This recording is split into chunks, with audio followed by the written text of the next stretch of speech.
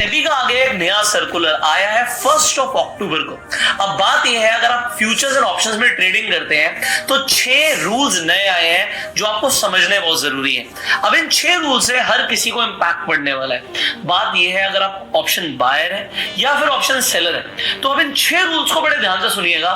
एक एक करके मैं सारे रूल समझाऊंगा, आपको कोई और वीडियो देखने की जरूरत ही नहीं पड़ेगी। सो अभी हाल ही में मेरी एक ब्रोकर हाउस के डायरेक्टर से बात हुई तो मैंने उनसे वही सवाल दोबारा पूछा जो सेबी दिखाता है कि भाई 10 में से 9 ट्रेडर्स नुकसान करते हैं। तो उन्होंने बोला बिल्कुल हमारे पास भी डेटा यही है। अगर हमारे पास 100 क्लाइंट्स हैं तो आप ये मान के चलो कुछ 95% लोग फ्यूचर्स एंड ऑप्शंस में नुकसान करते हैं। मैंने फिर उनसे सवाल ये पूछा भाई वो 5% लोग कौन है जो पैसा बना रहे हैं, क्योंकि जो फ्यूचर्स एंड ऑप्शन है ना ये जीरो सम गेम है। अगर किसी की जेब से पैसा निकलता है तो किसी की जेब में पैसा जाता है। तो उन्होंने मुझे क्लियरली बताया कि पुष्कर जो 5% लोग हैं वो पहली बात तो सेलर्स हैं, उनमें से कई सारे लोग एल्गो ट्रेडिंग कर रहे हैं और सिस्टमैटिक ट्रेडिंग करके डिसिप्लिन ट्रेडिंग करके पैसे बना रहे हैं। जो बाकी ज्यादातर लोग हैं वो कभी सेलिंग भी करते हैं, बाइंग भी करते हैं, डिसिप्लिन है नहीं, बट ज्यादातर उसमें से बायर्स हैं। अब बात ये है, बायर पहले नुकसान कर रहा था। सेबी चाहती है कि बायर्स का या फिर ट्रेडर्स का नुकसान ना हो। सेबी तो यही चाहती है ना नुकसान ना हो, बट आपको ये 6 रूल समझ के लगेगा ऐसा कुछ भी नहीं है कि अब बायर कम नुकसान करेगा। मुझे पर्सनली ऐसा लगता है कि बायर का अब और ज्यादा नुकसान हो सकता है। चलते हैं पॉइंट नंबर 1 पे, रूल नंबर 1 पे। जो पहला रूल आया है, पॉइंट फर्स्ट ये है कि एफएनओ कॉन्ट्रैक्ट की जो साइज है वो बढ़ जाएंगे। इसका मतलब क्या, इसे समझते हैं।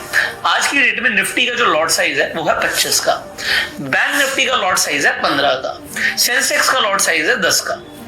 अब सेबी क्या चाहती है, वो चाहती है जी कॉन्ट्रैक्ट का साइज है ना वो लगभग डबल कर दो। तो जो अभी लगभग 5 से 10 लाख का जो कॉन्ट्रैक्ट साइज का लिमिट है उसे बढ़ा के 15 से 20 लाख कर दिया जाएगा।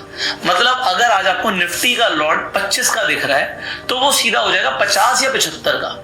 अगर आपको बैंक निफ्टी का लॉट साइज अभी 15 का दिख रहा है तो वो हो जाएगा 45 का। अब इससे होगा क्या, अब आप मेरी स्क्रीन पर चलो, मैं आपको कुछ अब हर चीज को ना मैं दिखाता हूं आपको। मैं स्क्रीन रिकॉर्डिंग ऑन कर देता हूं सो दैट एक एक आदमी को क्लियरली समझ आए।